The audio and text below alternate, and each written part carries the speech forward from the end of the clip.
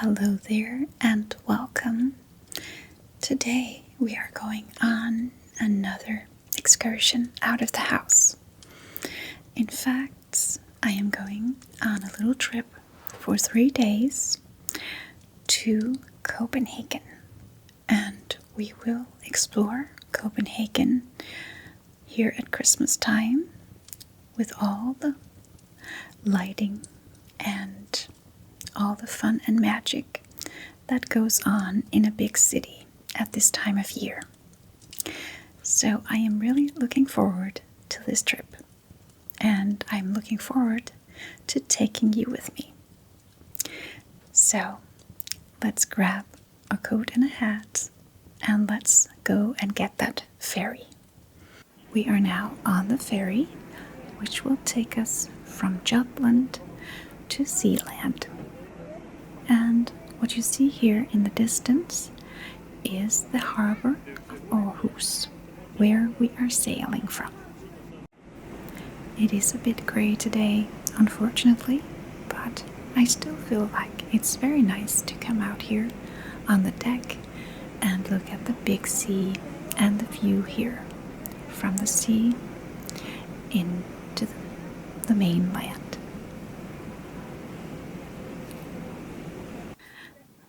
So now that we have arrived here in Copenhagen, we will visit Langelinie and the Little Mermaid.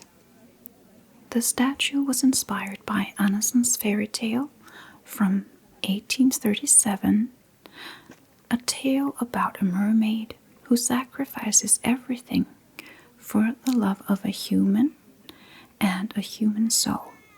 It was commissioned by Carl Jacobsen, son of the founder of the Carlsberg brewery. It was created by sculptor Edward Eriksson, unveiled in 1913. The year my grandmother was born, actually. That's funny. She was born in Copenhagen, too, just like the Little Mermaid. The statue's face was modeled after a famous ballerina, while the body was modeled after the sculptor's wife. Hans Christian Andersen is Denmark's most famous writer, and the statue honors his legacy. It symbolizes themes common in Danish culture, such as melancholy, sacrifice, and quiet reflection. Unlike many grand monuments, it's intentionally small and modest, which often surprises visitors. Over the years, the Little Mermaid statue has been vandalized multiple times, painted, beheaded, moved into the harbor, and become a symbol of free expression and protest.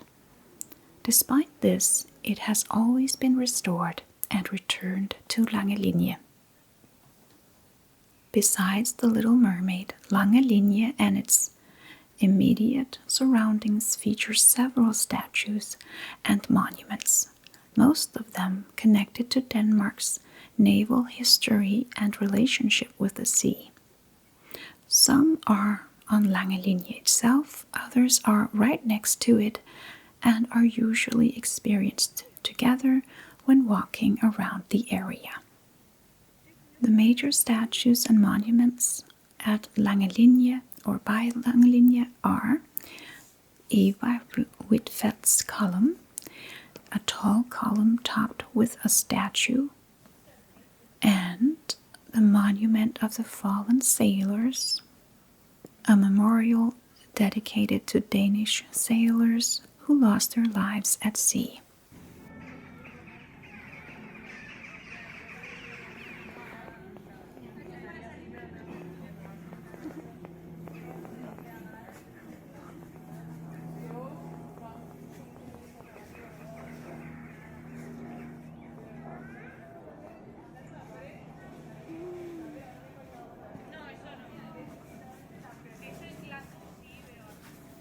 Unlike grand squares or royal plazas, Langelinie's monuments are subtle and restrained, closely tied to the sea, defense and sacrifice, integrated into green spaces and the waterfront. And this fits well with the Danish design values, understated, reflective, and human-scaled. Next, we will visit Nyhavn, which is one of the most famous and recognizable places in Copenhagen, both historically and visually. And today, or this month I guess, they have a very nice Christmas market, and there's a wonderful smell of glück and other Christmassy smells, and lots of delicious things to get here. The vibe here is just really cozy and festive at the same time. Nyhavn is a 17th century waterfront canal and district in central Copenhagen. Originally, it was a working commercial port for ships, sailors, and cargo. Today, it is a historic canal lined with colorful townhouses, a major social, dining, and tourism hub. Nyhavn is located right by Kongens Nytorv, King's New Square, the inner harbor, and in walking distance from the royal palace Amalienborg. The canal connects Kongens Nytorv to the harbor, making it a gateway between the city and the sea. And Nyhavn actually means new harbor. Ny means new, and havn means harbor. Nyhavn was built between 1670 and 1675, ordered by King Christian V, dug by Swedish prisoners of war, served as a busy trade and naval port. For centuries, Nyhavn was rough and lively, filled with sailors, taverns, and boarding houses, known for drinking, music, and prostitution. Nyhavn also has a strong literary connection. Hans Christian Andersen lived in several houses along Nyhavn. He wrote some of his most famous fairy tales here, including The Princess and the Pea, on the Pea, The Princess on the Pea, The Tinder Box, and The Little Mermaid. And this also adds to Nyhavn's cultural significance. Nyhavn today is lined with wonderful cafes, restaurants, and bars, and is a gathering place for locals and tourists, and a popular starting point for harbor boat tours. While it's touristy, it's also a symbol of Copenhagen's relaxed outdoor social life. And now the sun is going down. We are getting close to 4 o'clock. So at this time of year, the sun sets very early. So there's really no more point in sightseeing. But on the shopping street, all the Christmas lights and the lights from the shops are still shining bright. So let's take a stroll down Stroget. Stroget is a long pedestrian street, actually a network of streets, running through the very center of Copenhagen. It is one of Europe's longest pedestrian shopping streets, and it is completely car-free. It is a mix of shopping, cafes, historic buildings, and street life. Stroget runs roughly from Rådhuspladsen, the City Hall Square in the west, to Kongens Nytorv, King's New Square in the east. It passes through several historic streets and squares, including Frederiksberggade, Nygade, Vimmelskaft, and Østergade. The name Strøget comes from Danish at Strøget to stroll or move along. On our way down Strøget, we also find Storkespringvandet, the Stork Fountain. It is a historic fountain located at Amalienborg, one of the central squares along Stroget. It is one of Copenhagen's best known fountains and a very popular meeting place. And of course, we cannot pass through Stroget without visiting the Lego store on Stroget. And my son was super thrilled with finally seeing this store. Lego is a Danish toy company famous worldwide for its interlocking plastic building bricks. Lego was founded way back in 1932 in Billund on the mainland, Jylland, Denmark. So the headquarters is still in Billund. And it is one of Denmark's most internationally recognized brands, although we do have very many. Lego is not just a toy company, it's closely tied to Danish culture, design, and education. The name Lego comes from Danish, leg godt, play well. This reflects the company's philosophy, which is creativity, learning through play, and the quality and imagination. Coincidentally, Lego in Latin means I put together, though this was first discovered later and wasn't even intentional. Lego was founded by Ole Kirke Christiansen. He was originally a carpenter who started making wooden toys. He introduced plastic bricks in the late 1940s, and the modern Lego brick design was patented in 1958. The key to Lego's success is that bricks made decades ago still fit with new ones today, emphasizing long-term thinking and quality.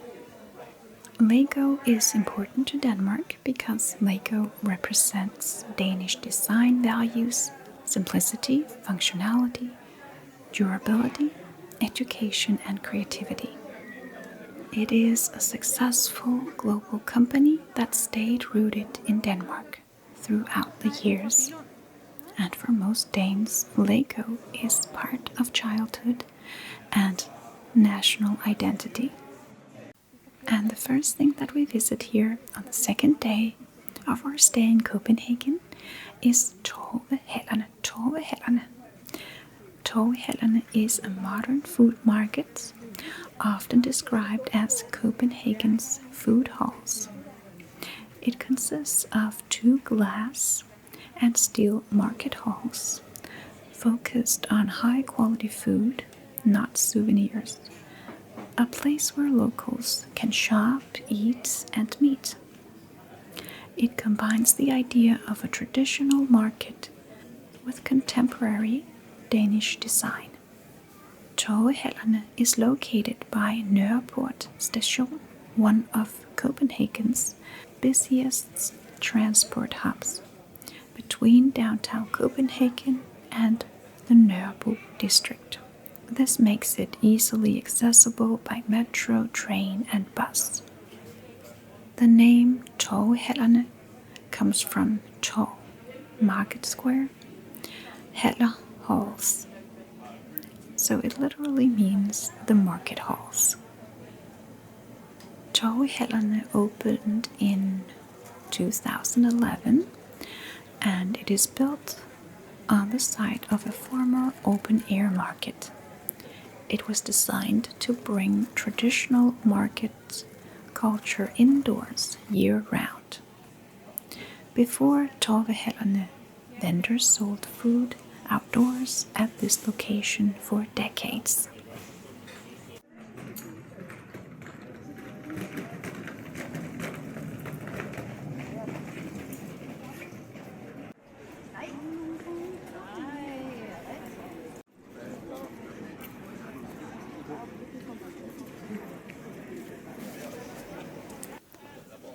On the top of the list of things my son wanted to see in Copenhagen is Rundetårn, or Round Tower is how it is directly translated to English. Built by King Christian IV. He's learned about King Christian IV in his history lessons in school. But when we got to Rundetårn, he wasn't so keen on coming up there after all, so he just wanted to look at it from the outside. So that's all we did. Rundetårn is located in central Copenhagen, near Strøget, close to the old University Quarter and Købmagergade. Its central location made it ideal for scientific study and public access as well. It was built between the years 1637 and 1642.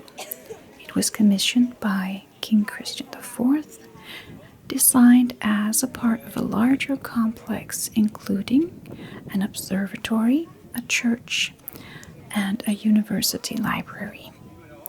At the same time, it was one of the most advanced scientific buildings in Europe at the time. Instead of stairs, Rundetårn has a wide spiral ramp. The ramp winds 7.5 times around the tower. It is designed so that horses and carts could carry instruments to the top. Heavy astronomical equipment could be moved easily that way. The tower is about 34.8 meters tall, and the viewing platform offers a 360-degree view of Copenhagen. The scientific importance of Rundetårn is that it served as Denmark's main astronomical observatory. It was used by famous astronomers, including Ole Rømer. It contributed to early studies of planetary motion, astronomy, and time measurement. And now, let's visit one of the most famous landmarks of Copenhagen. It is, of course, Amalienborg, the official residence of the Danish royal family. Amalienborg is not just a single palace, but a complex of 4 nearly identical palaces arranged around an octagonal square. Amalienborg is located in central Copenhagen in the Frederiksstaden district. It is near the harbor close to Nyhavn and on the axis between the city and the sea. Directly across the harbor is the Copenhagen Opera House, creating a strong visual connection between old monarchy and modern culture. Amalienborg has its name from Queen Sophie Amalie, wife of King Frederick III. An earlier palace built for her stood on this site. After it burned down in the 17th century, the area was redeveloped, but the name Amalienborg remained. Amalienborg was built in the 18th century and it was designed in Rococo style. Created as a part of Frederiksstaden, a prestigious new district. Amalienborg has been the royal residence since 1794. That year, Christiansborg Palace burned down, forcing the royal family to move here. It remains a working palace, not just a museum. When the royal family is in residence, the royal standard flag flies above the palace. Amalienborg is also famous for the Royal Danish Guard, their daily changing of the guard. The guard marches from Rosenborg Castle through the city to Amalienborg, drawing many spectators. Amalienborg symbolizes the continuity of the Danish monarchy, a monarchy that is old but still active, formal yet relatively close to the people. The open square allows the public to stand just meters away from the royal residence, which is quite unusual by international standards.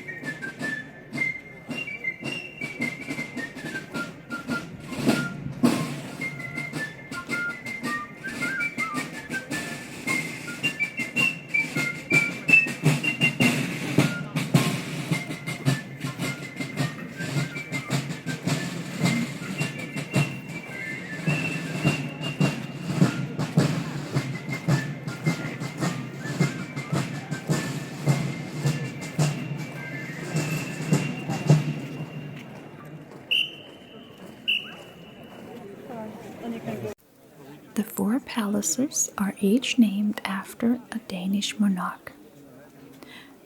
The first one is Christian VII's palace, then Christian VIII's palace, now a museum, and Frederick VIII's palace, and at last Christian IX's palace. At the center of the square stands an equestrian statue of King Frederick V, the founder of Frederiksstaden.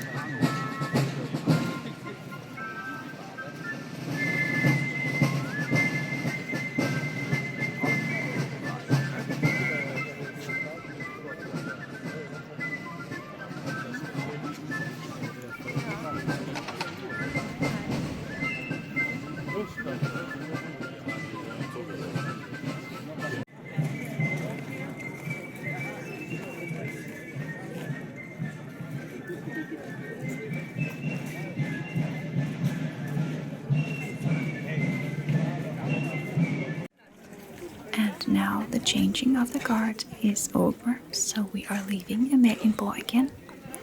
And here we see the Copenhagen Opera House. The Copenhagen Opera House is Denmark's national opera house and one of the most modern and expensive opera houses ever built. It hosts opera, ballet, classical concerts, and other performances. It is known for its striking modern architecture and waterfront location. It is situated on Holmen, an area in the harbor of central Copenhagen, directly across the harbor from Amalienborg Palace, offering a scenic view between the old Rococo Palace and the modern building. We've got open sandwiches with fish, open sandwiches with meat.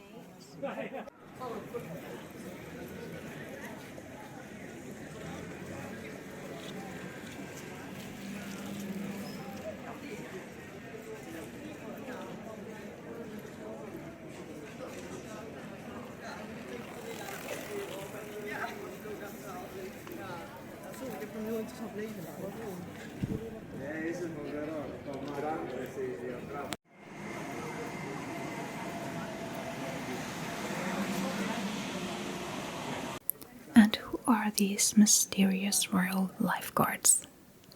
They are a special unit of the Danish army. They are responsible for protecting the Danish royal family and royal palaces. They combine military duties with ceremonial roles, similar to the Queen's Guard in the UK.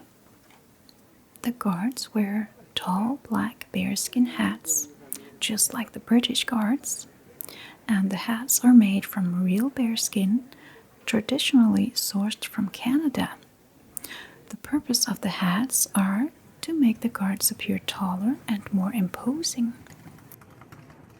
but also just to maintain the ceremonial traditions.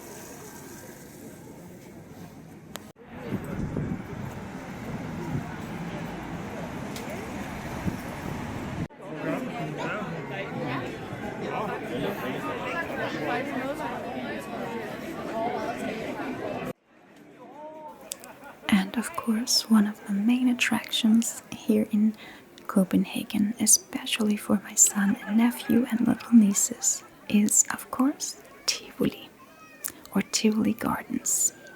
It is one of Copenhagen's most famous attractions for all tourists. Tivoli Gardens is a historic amusement park and a pleasure garden in the heart of Copenhagen. It combines rides, gardens, restaurants, and cultural entertainment. It is known for its unique charm and nostalgic atmosphere. One of the oldest amusement parks in the world and still operating. Tivoli is located in central Copenhagen, just a few minutes walk from Copenhagen Central Station. It is surrounded by city streets, making it easily accessible to locals and tourists. The park opened way back in 1843. It was founded by George Carstensen, or Geo, in Danish, Geo Carstensen, who obtained permission from King Christian VIII. Tivoli was inspired by pleasure gardens in Europe, such as the gardens of Paris and London. It has survived wars, fires, and modernization, preserving much of its historic charm. In Tivoli, you will find rides from roller coasters to classic wooden rides. Some rides have historic significance, like the old wooden roller coaster, which opened in 1914. In the summer, you will see beautiful flowers, fountains, and lanterns. But the park is also especially famous for autumn and winter illuminations. And here at Christmas time, it is absolutely magical to experience all the glitter and glamour and lighting all around. The park really has a wonderful and magical Christmas vibe all around. In Tivoli, you will also find many great restaurants and cafes with Danish cuisine and international dishes as well. Some restaurants have historic interiors and architecture as well. Tivoli often hosts music concert, ballet, pantomime, theater, and seasonal events. Tivoli often hosts firework displays, and particularly during summer and New Year.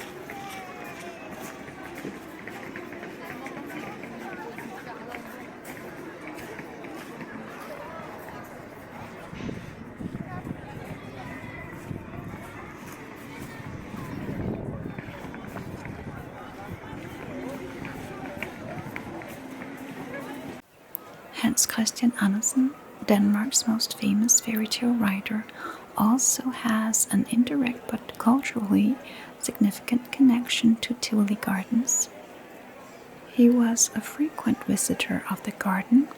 He lived in Copenhagen for much of his life and was a contemporary of Tivoli's opening in 1843. He visited the park often and enjoyed its entertainment, gardens, and social atmosphere. Tivoli's magical atmosphere, with its lights, rides, and performances, really resonated with Andersen's imaginative world.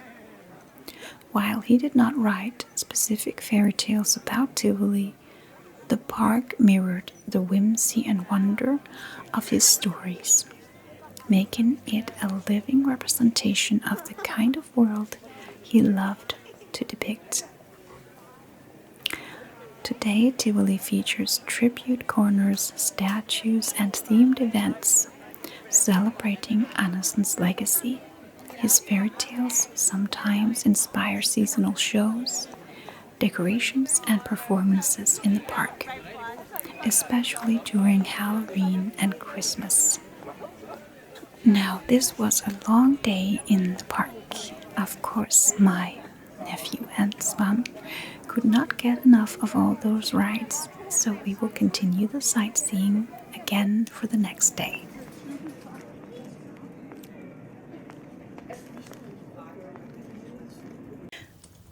I am now back again, and I had a wonderful trip. It was so nice to see my family, my little nieces and nephew, and my sister, and my brother-in-law. Yeah. And Copenhagen, even though the weather was not really the best, I think Copenhagen will probably be even more beautiful when we get to the summer and spring and summer. But we can always come back again. But the Christmas spirit, all the lighting, and all the magic of Christmas was certainly there in Copenhagen. And lots of tourists. So many tourists. I did get myself a few souvenirs. Also, yeah, I can do that, even though I am Danish. And these are things that I know. But in Aarhus, you don't really find souvenir boutiques like you do in Copenhagen. They're pretty much everywhere on the shopping street. So I got myself a box of småkager is what we call these in Danish. Kaffe og småkager is a very Danish thing. So I got myself this beautiful, very Danish cookie jar with a swan, the national bird of Denmark. Danish butter, traditional butter cookies, Copenhagen, Denmark. Danish specialty foods, original Danish recipe. Yeah, and let's just take a look inside. Let's see.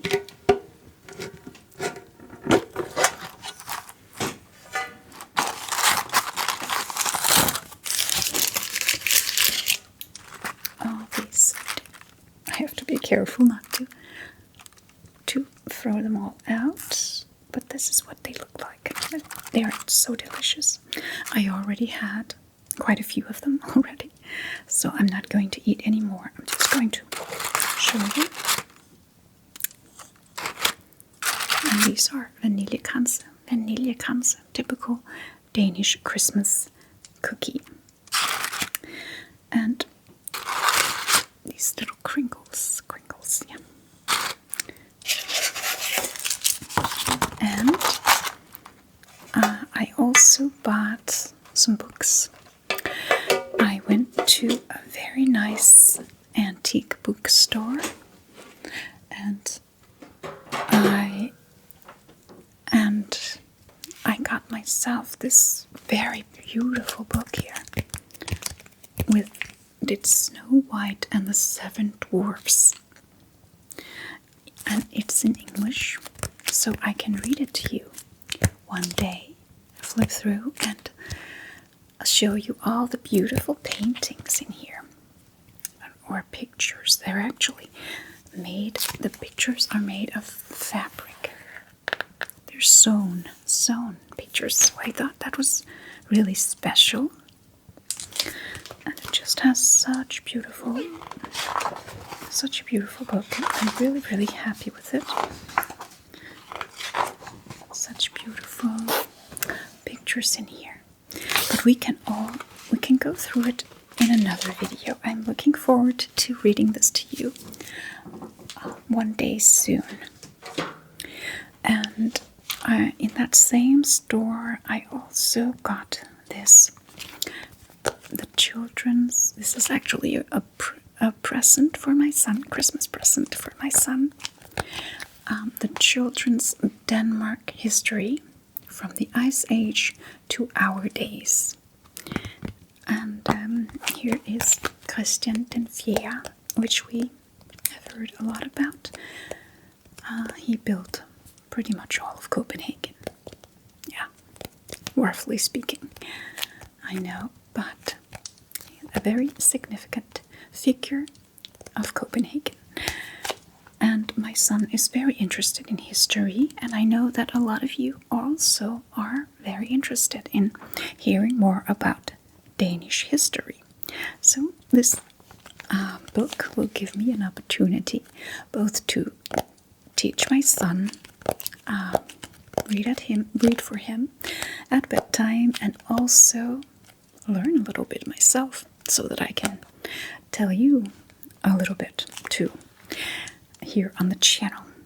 Yeah, I wasn't too attentive in the history lessons in school, I have to admit. So it'll be good for me to read up on these things too.